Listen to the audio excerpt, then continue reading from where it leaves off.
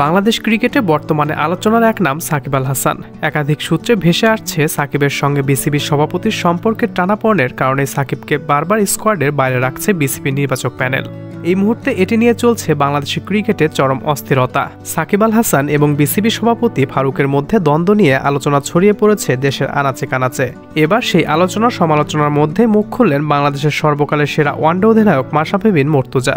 সাবেক এই অধিনায়ক মনে করছেন যে ঘটনাগুলো ঘটেছে তাতে দায় রয়েছে সাকিব এবং বিসিবি দুজনেরই। এক ভিডিও বার্তায় মাশরাফি বলেন সাকিবেরও ভুল রয়েছে। তিনি বলেন বোর্ডের পক্ষ থেকে কেউ একজন সাকিবের সঙ্গে কথা বলেছে, যেখানে সিদ্ধান্ত নিয়ে এক পর্যায়ে সাকিব উত্তেজিত হয়ে যায়। এরপর সে নিজে থেকে দলে থাকতে চায়নি। মাশরাফি মনে করেন এটা সাকিবের ভুল সিদ্ধান্ত। ওয়েস্ট ইন্ডিজের বিপক্ষে সিরিজে না থাকার জন্য সাকিবকে বলা হয়েছিল সে যেন এটি খেলতে না চায়, তাকে সরাসরি চ্যাম্পিয়ন্স ট্রফিতে রাখা হবে। এটা তাকে ক্রিকেট বোর্ডের কোনো এক ফোন কলে বলা হয়েছে বলে জানা গিয়েছে, যে কারণে সাকিব রিয়্যাক্ট করে। তবে সাকিবকে ওয়েস্ট ইন্ডিজের বিপক্ষে সিরিজে বিবেচনায় রাখবে না এটা বলার অধিকার ক্রিকেট বোর্ডের কেউ রাখে না। সাকিব যদি উত্তেজিত হয়ে প্রতিক্রিয়া দেখান তার উপর ভিত্তি করে দল থেকে তাকে বাদ দেওয়া ভালো সিদ্ধান্ত হয়নি বলে মনে করেন মাশরাফি।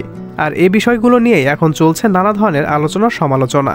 তবে পরবর্তীতে সাকিবকে ফেরানো হয় কিনা সেটাই দেখার অপেক্ষা।